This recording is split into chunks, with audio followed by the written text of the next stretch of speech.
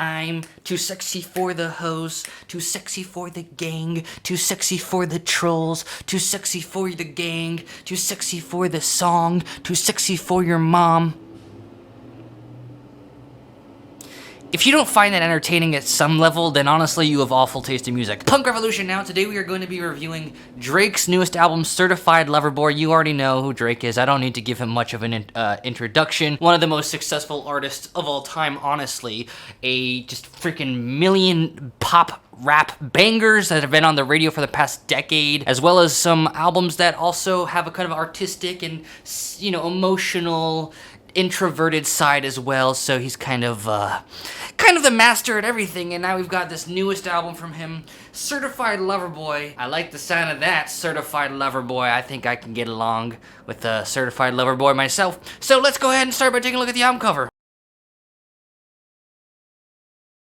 I'm gonna be honest, I freaking love the heck out of this album cover because, well, first off, it's funny. Second off, it's iconic. Third off, it had everyone talking about it for weeks on end on Twitter. I'm still thinking about it all the time. Yes, it's ugly. Yes, it's stupid. Yes, it's easy to make.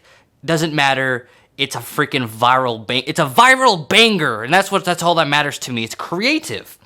And I think it's also kind of obviously tying into the theme of being a Certified Lover Boy. So let's talk about Certified Lover Boy. Obviously, Drake, if you listen to him, you know he's someone who loves to sing and rap about love, about his relationships with ladies, and in the album cover you can see he sure is getting a lot of ladies pregnant. It looks like he has, how can I put this? He is kind of a god when it comes to having sex, in my opinion. That's the swag I get from him. I think when this album was announced, the title came out, the album cover came out, a lot of people were like cringing by it because it kind of seems kind of cringy and stupid and tacky and corny. If you listen to the music, you're gonna hear some too sexy for the gang, too sexy for my girls, too sexy for the corn syrup. You're gonna hear some corny lyrics in there. That's all on purpose, folks. It's funny. It's humorous. It's humor that seems to be going over everyone's head. It's funny, and the lyrics here, you know, I think people see the name of the titles of the songs. They see the title. Drake has a song in this album called Fucking Fans, a song called Way Too Sexy, Girls Love Girls. These are all very hedonistic, horny song titles, but you listen to the lyrics and then there's some actual serious stuff going on here. We do have Drake rapping about his promiscuous adventures, having sex with this person and that person, lots of lyrics about lots of sex. But if you listen closely, you know, you actually listen to the song Fucking Fans at the end, you hear Drake kind of have a reflective moment over this kind of dark and kind of like minor key sort of depressive beat where he's just rambling on and on and on about like how he's just been fucking up nonstop, reflecting on how his promiscuity and his mistakes he's made from having sex with fans have been so destructive to him and his relationships with the people he's close to. So it's actually a like kind of it kind of reminds me of Danny Brown's album XXX,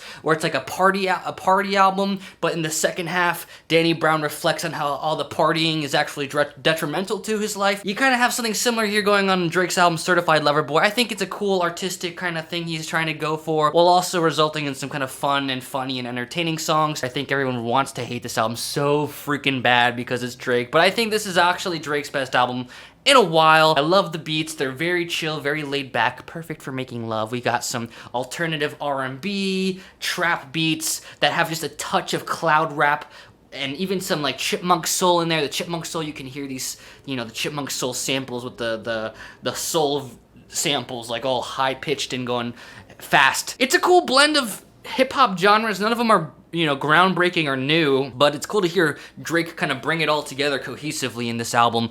And last but not least, I would say it's too long. It's really bloated. It's not going to be for everyone. Not all these songs are great. There's really no banger pop hit bangers that are going to be all over the radio like his previous albums sometimes, but I think he was trying to be a little bit more artistic.